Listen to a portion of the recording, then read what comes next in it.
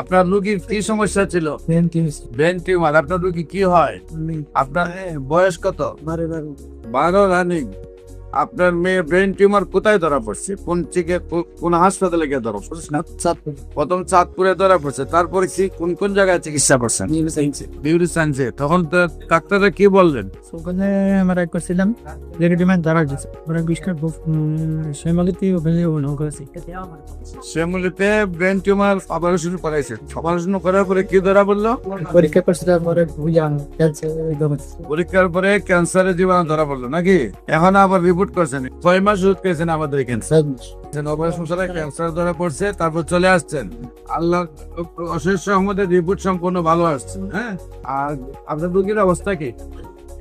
রোগীর অবস্থা আল্লাহর রহমতে ভালো। সম্মানিত দেশবাসী, বিশেষ করে আমরা কয় মাস ওষুধ খাওয়াইছে? 4 মাস ওষুধ খাওয়ার পরে রোগী সম্পূর্ণ রূপে সুস্থ আছেন।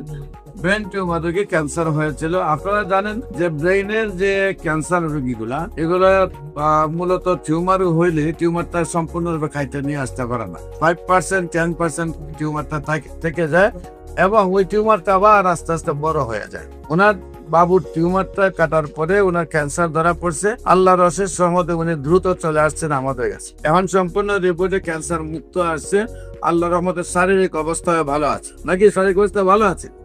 বিশেষ করে আপনাদেরকে বলবো, ক্যান্সার হলে আনসার নেই, সেই কথার কোনো ভিত্তি নাই। আপনাদের ক্যান্সারের যে কোনো সমস্যার জন্য এবং যে কোনো প্রয়োজনে আপনাদের যোগাযোগ করার জন্য আহ্বান জানিয়ে শেষ করছে। সবাইকে ধন্যবাদ। আসসালামু আলাইকুম ওয়া রাহমাতুল্লাহি ওয়া বারাকাতুহু।